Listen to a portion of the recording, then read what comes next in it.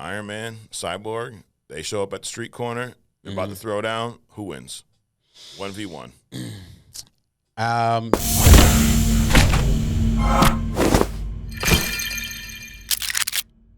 Hidden Gem, Adrian, your segment. So, was I right? Is it a DC Hidden Gem this week?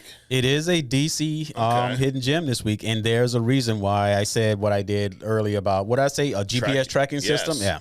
All right. You ready? Yeah, I'm ready, dude. That was a teaser. Dude, you're like a professional over here. You know? We try to be. We're trying. Have fun. Yep. Trying to be a professional. There you go. There we go. All right. So this week's Hidden Gem is someone that I kind of identified with as when I first started reading comics, right? Okay. As a matter of fact, this character got me involved in like the Justice League. I mean, well, let me step back. So the Justice League existed as cartoons on the TV before I got into comics. Okay. So I was watching the Justice League, Superman and all that kind of stuff as a child, like 7, 8 years old or something like that. So you got into the cartoons first. Exactly. Okay. Exactly. Cartoons first. And then what got me into the comics, one of the characters, just like I identify with Iron Man and Franklin Richards, things like that. On the DC side, I identify with this character. And this character is Cyborg. And the reason that I identify with this character is one of the things that he had to deal with was his appearance, right? And I had some appearance issues when I was a kid. Used to get teased a lot, things like that. Okay.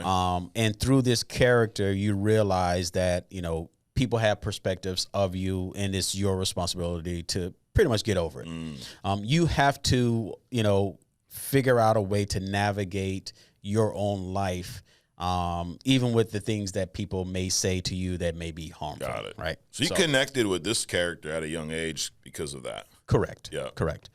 So Cyborg was always interesting to me because he was the amalgamation of a couple of things. He was teased or whatever, even though he was a popular character when he became Cyborg. That's the portion that I'm talking about. Yeah.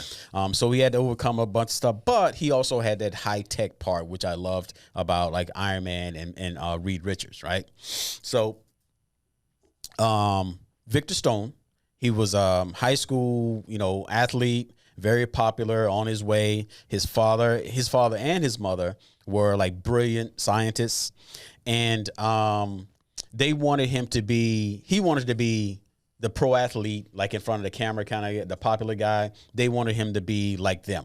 Okay. Even though he has like T'Challa, he has a genius level intellect, right? But he always had this thing with his father, so he goes to his lab. And now there's two versions of Cyborg. Okay. There is the one I grew up with, and then there's this recasting or rewriting of him, I think in 2011 or something like that. So what happened in the version that I grew up with was he went to see his father he went to see his parents at their lab. Yeah. And his parents was working on this interdimensional thing. Something happened. This cloud-like entity, got free. And before the father could press the button to suck him back in, Victor got attacked, and that affected, half of his body pretty much. So his father, in a scramble to save his life, did all the things that he did, hooked him up with all these, advanced technologies and things like that. In the 2011 version, he still goes to see his parents. Oh, and by the way, his mother got killed in that accident. Okay. Right. So accident kills his mom, destroys this kid to the point where his dad's got to build him or put him back together like a cyborg. Correct. Gotcha. Correct. In the post 2011 version, he still goes to the lab to visit, his father, because he has a difference of opinion. I want to be me, you want me to be somebody else. So, that whole kid thing. Yeah. Goes there, and the lab is attacked by, the whole planet basically is being attacked by dark side, the parademons. Okay. So the lab gets attacked, and during an explosion, Victor gets affected, right? And in an attempt to save his son, he uses some of the technology from the parademons, the father box, to repair Victor. Now, the power the father box is like a component of it, but he uses things that he that he already has laying around. Sure. So wait, that's similar to the origin in the Justice League movie, the live action. Right. They were they mother boxes in that movie, I think. Right. So you know their version, but same like, Mother box, father box. Yeah, same difference, but it blew up. I guess it depends what holiday you're closer to, maybe. Sure, You know, sure. so this week it'd be father boxes. Exactly, Right? Yeah. exactly. But it's similar to that origin, but that Correct. was rewritten in 2011 in the Correct. Gotcha. Correct. So either way, he got this cyborg body. Yeah. As a result of his father's intervention to save his son, and also in this version, he got amped up a bit.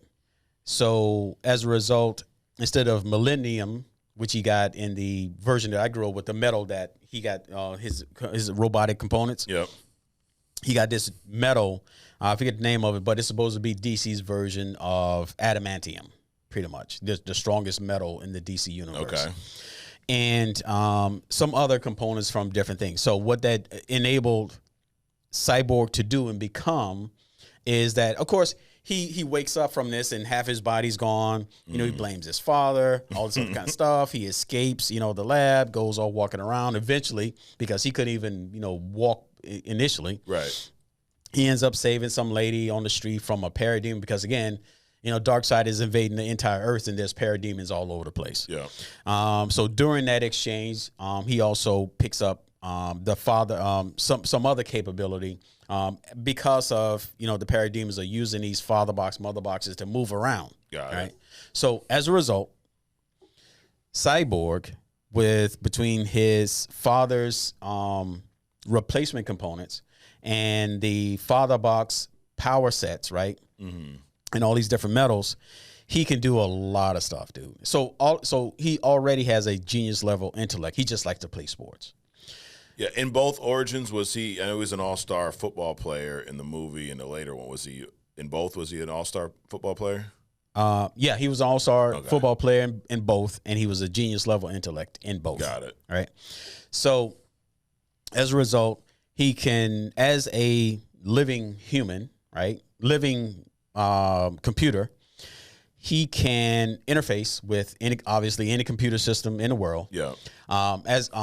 He can access any information from, if it's internet connected, he can access it. As a matter of fact, he and Bruce, for those that don't know who Bruce is, Batman. Yes. They created a program called the Grid, which pretty much became an entity on its own later on, and they had to separate them and all this other kind of stuff. Yeah.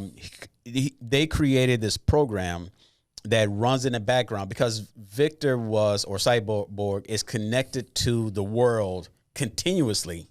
He could be distracted by all the information, if that makes any sense, right? All the crap that we have available to us now, you're being distracted by it. Imagine if you're plugged in continuously to the entire internet all the time. He's just got like the best Wi-Fi hookup, dude. Wherever he's at, he is just connected. And if he doesn't have it, he creates it. Damn. So he's connected to all the information. He can look at you and tell everything about you.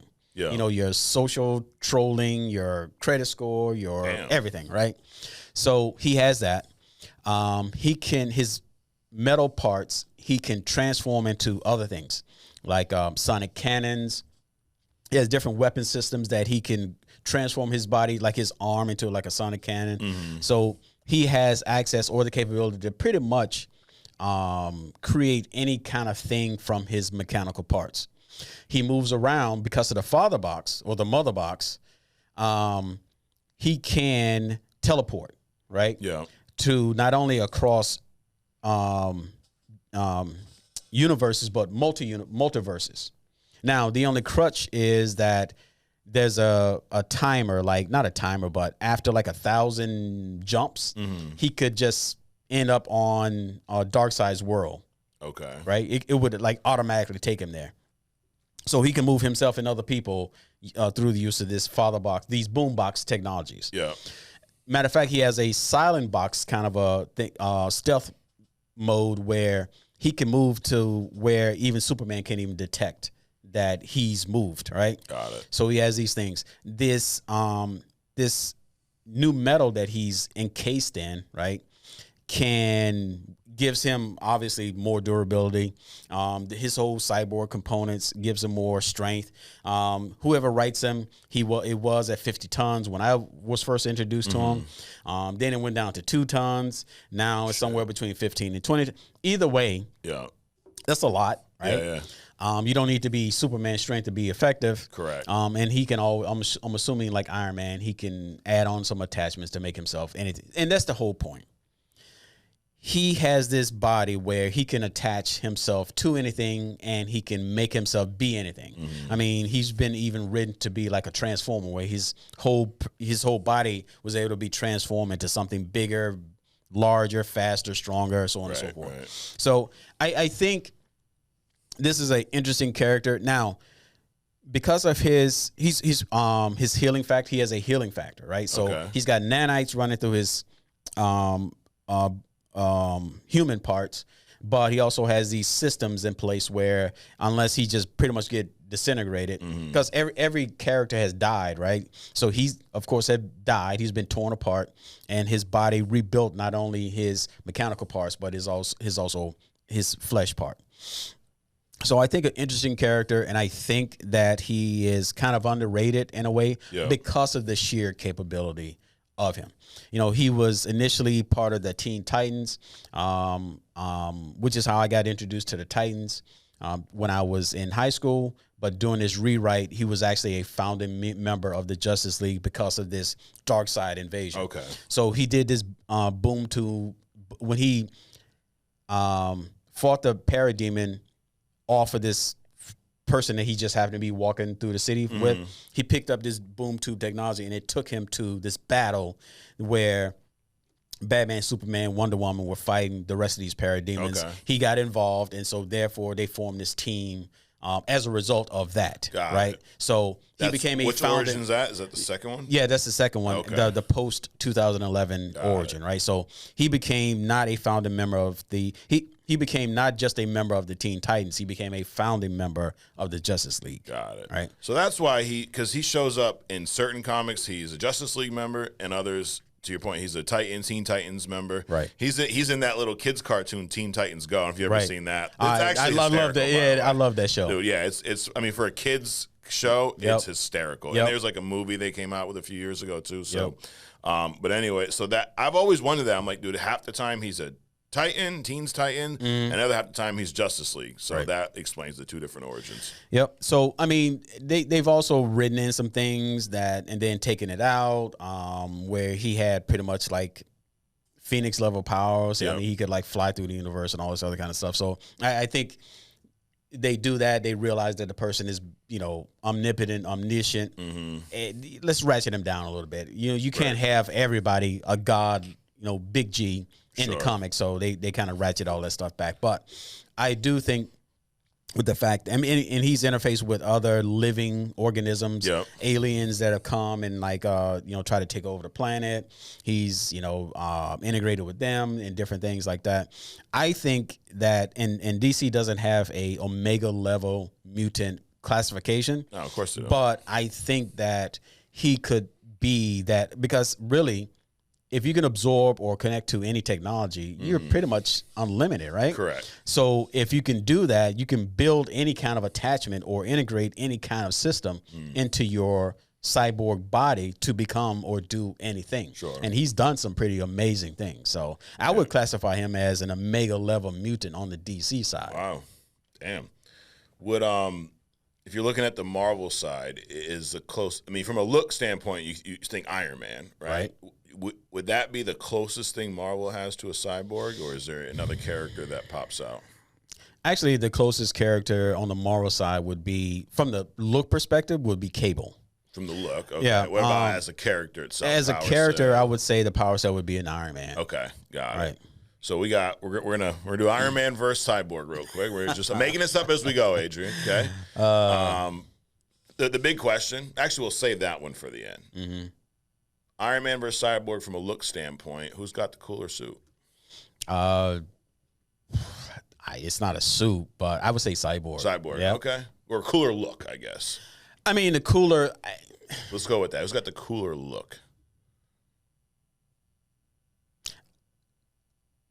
It's a toss-up for me, man. Because it depends. Because, Iron Man goes through these iterations of suits. He also has different suits for different reasons, right? We're talking about, you turn around, you look at that Iron Man right there. We'll go with that suit. What you want me to say is Iron Man.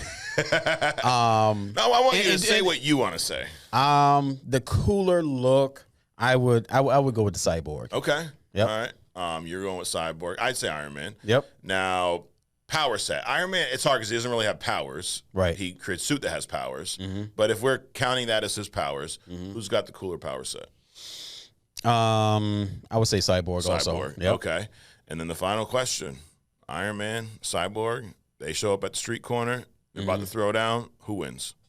1v1. Cyborg. Because you gotta remember, Cyborg has all of his stuff on board. Yeah. And he can tap into. Now, if you talk about Iron Man plus Jarvis, and Technovore and all this, if Iron Man showed up with all of his armaments and Cyborg showed up as he is, which is with all of his armaments, it would be a battle. It would be hard. It would be hard. I mean, that would be a close matchup because Technovore can do a lot of stuff. It could transform his suit on the fly. Yeah. Victor, he can transform his body parts on the fly. Victor can use, the boom tube technology to create force fields. He can create shields that can encapsulate oxygen so he can fly in space. It would be a fight, but who would win? I'm still gonna go with Cyborg. Yeah. Okay. That's hard for you because Iron Man's your guy, bro. He's your number one. Yeah, on the Marvel side, Yeah. That's why, we shoot him straight here. We're not gonna, even though people say we're biased. You're not biased because if you were biased, you would say Iron Man because he's your all-time favorite character, right? He's number one in your book. Yep. But apparently Cyborg. You know what's crazy though? All this stuff about Cyborg. Even with all these things he has, the Justice League could still would not defeat the X-Men. Isn't that crazy? I agree. Isn't that crazy? I agree. But no, this is awesome. Specifically, the Magneto-led. Oh God, no! It'd be a wrap. Yeah. He'd take Cyborg and shove him up Superman's ass, Anyways, it would happen just like that. Here we go again. That conjures up some images, right? Yeah, just like that. I mean, Magneto don't care, dude. He dropped Asteroid M on the Wayne Manor. Like, come on. There you go. Stop. Anyways, but Cyborg, I think, really cool character. I think underrated, and the theme with Hidden Gem is usually someone who's not been portrayed properly on screen. Now, we've seen Cyborg's been in a lot of shit, right? Yeah, he has. Now, the one that sticks out to me is the Justice League. I think it's Ray Fisher might be the actor who plays him. How'd you feel about his portrayal? Miscast. Really? Yeah. Wow. What did he not do for you? I would say it's more of how they depicted the Cyborg body as opposed to a miscast. I'll say it that way. Got it. I don't like, they tried to make his body like the Batwing or something, something stealthy. Yeah. It was just odd to look at some point. Okay. So you didn't like the look? No. And therefore, I think anybody that they would have, the human part would have made, the way they designed the suit, the body would have made anybody that they cast, to me, look odd. Got it. So I take back that it was a miscast. Okay. More so a design aspect of, the Cyborg body. Got it. Okay.